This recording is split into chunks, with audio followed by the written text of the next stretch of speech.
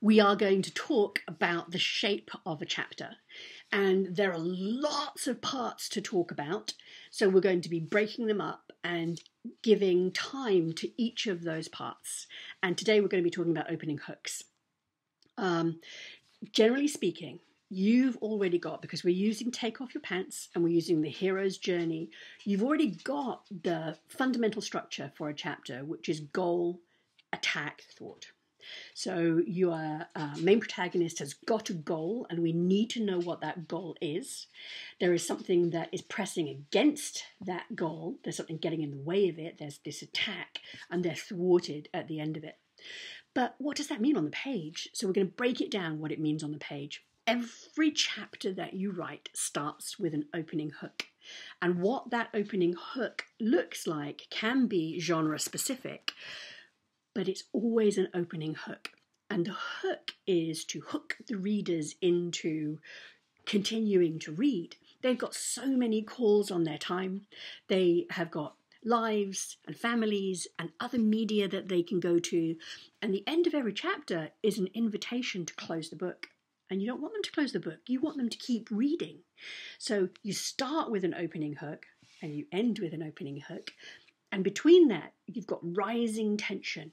Throughout that, you've got an absolutely cast iron logic with things building and getting worse and worse.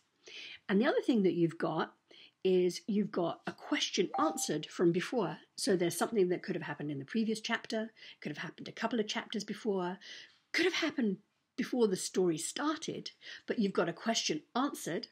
And you've got a question posed, so you've got something new in the mix that they have to solve or do or track or follow. So every single chapter, opening hook, rising tension, question asked, question answered, closing hook. Every chapter.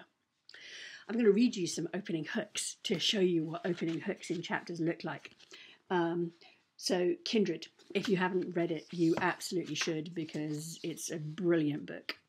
All right. So there is, she doesn't call it a prologue, she calls it The River.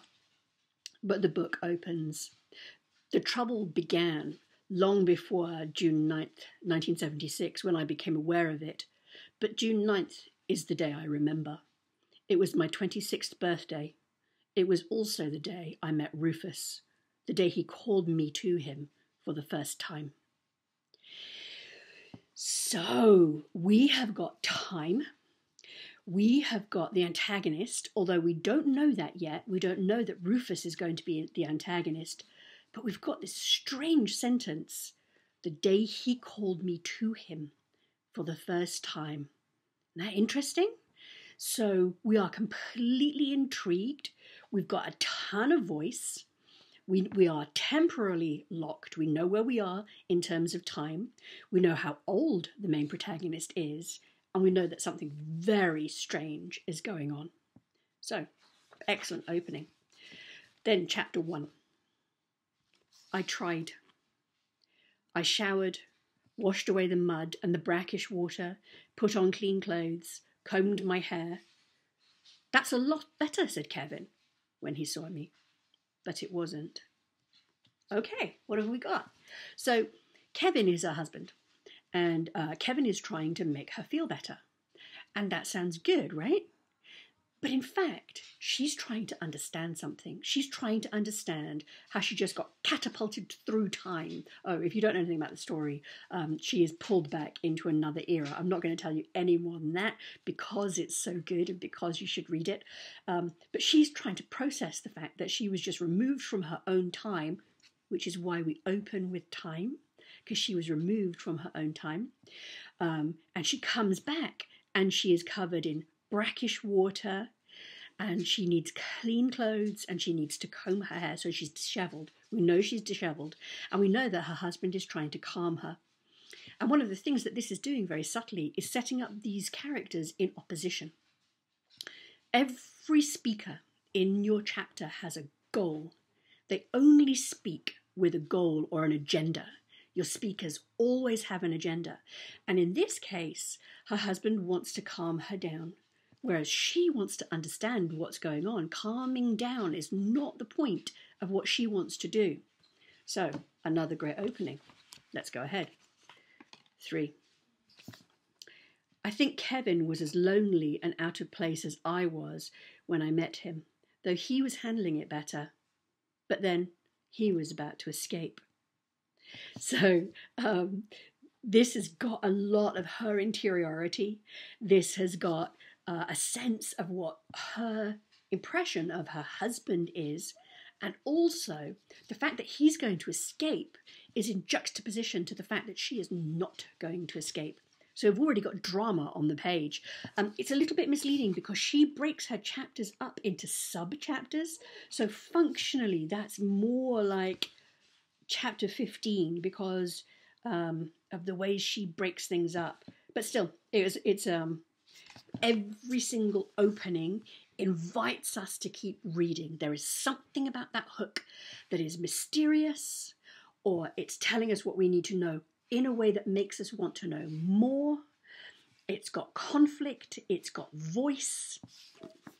Let's try another one.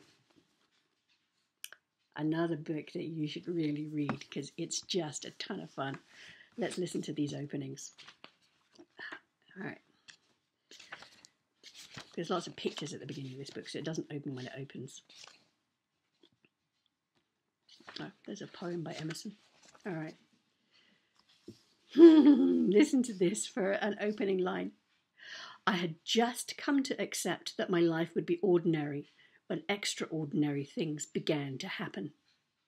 The first of these came as a terrible shock, and like anything that changes you forever, split my life into halves, before and after.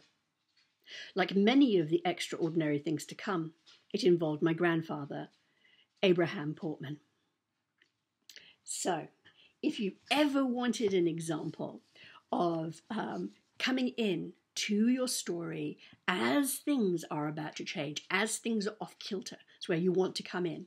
And this does it literally. This is a very meta passage that she's using. Ransom Griggs, I'd just come to accept that my life would be ordinary when extraordinary things began to happen. Off kilter, right? We're intrigued. We are absolutely in. And the grandfather is already in on the page. Next chapter. I spent the last afternoon of before constructing a 1 in 10,000 scale replica of the Empire State Building from boxes of adult diapers. What on earth is going on? We're not entirely sure what's going on, but we're completely intrigued. And we want to know, whose are these adult diapers? I'm going to keep reading based on that opening. I'm going to keep reading based on that hook. Chapter 3.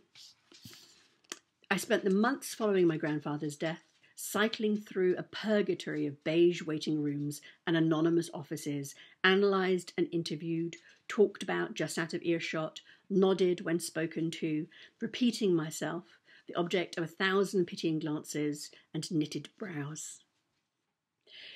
So this tells us so much about what's been going on. And this is one of those examples, you'll hear me say this again and again, this is one of those examples when exposition is your friend, because we've concertinaed time down into this single paragraph. But look how much is in there. Look how much it tells us about what has happened. And it's from the POV, from the narrator's POV. And so they're telling you about their experience of the last several months and what it's been like for them. I would keep reading. We are hooked. We're hooked because it's interesting. It's inviting us to go on. It's telling us, it's answering a question, what has happened, but it's also pushing us forward because this hasn't ended yet. He doesn't tell us that this has ended yet, and we're going to keep reading. Fantastic hooks. All right, one more. Oh, yeah, we're coming up on time. One more. Oh, the passage. Another fantastic opening. I didn't pick these at random. Before she became the girl from nowhere, the one who walked in, the first and last and only, the one who lived 1,000 years. She was just a little girl in Iowa named Amy. Amy Harper Belafonte. I fudged the end of that, sorry. Before she became the girl from nowhere. So you can't see the caps, but capitalized girl, capitalized nowhere. The one who walked in, capitalized one who walked in. First and last and only. So the sense of foreboding in that. What does that tell us? Who called her this? Why was she dubbed this? We have got intrigue on top of intrigue. There's zero chance I am putting this book down because I am hooked. That hook has given me voice, narrative voice, but it's also given me mystery. Mystery that isn't baffling, but that invites me to continue to read. All right, next chapter. Paul. Greetings from the jungles of Bolivia, landlocked armpit of the Andes. From where you sit, in frigid Cambridge, watching the snowfall, I'm sure a month in the tropics doesn't sound like a bad deal. But believe me, this is not St. Bart's. Yesterday, I saw a snake the size of a submarine. This is written as an email, and this email is extraordinarily clever. This starts out by showing us where he is. He's in Bolivia, the landlocked armpit of the Andes, and he's writing to somebody who's in Cambridge where the snow is falling. Doesn't just do that, doesn't just give us place, but it also gives us the attitude of both the writer and the recipient. You might think that it would be wonderful to be in the tropics, but this is no St. Bart's. So they've got this point of reference for both of them that, St. Bart's is this wonderful place to go. But believe me, yesterday I saw a snake the size of a submarine. So we've got threat, we've got place, we've got people, we've got conflict. Absolutely, I'm reading on. All right, last one. Situated on 4,000 acres of soggy East Texas piney woodland and short grass prairie, looking more or less like a corporate office park or large public high school, the Pulaski unit of the Texas Department of Criminal Justice, aka Terrell, meant one thing. If you were a man convicted of capital murder in the state of Texas, this is where you came to die. Okay, so starts out where we're getting this, kind of so-so description of something that looks like a corporate office park, and then it builds. We've got the Department of Criminal Justice, and then we get what it means. This is where you come to die. All of those opening hooks, they are chapter by chapter opening hooks. They are inviting us to continue to read. They establish, you can do a variety of things. You can establish place, but place that is twisted with meaning. This isn't just a prison. This is where you come to die. I'm not just constructing something that is the Empire State Building. I'm constructing it out of diaper boxes. You can see how layered these are and how you want something that has got mystery and draw and drama and conflict. All right, we're going to talk a lot more about opening hooks, but this is opening hook part 1. All right, Doom Scribblers, I'll see you soon.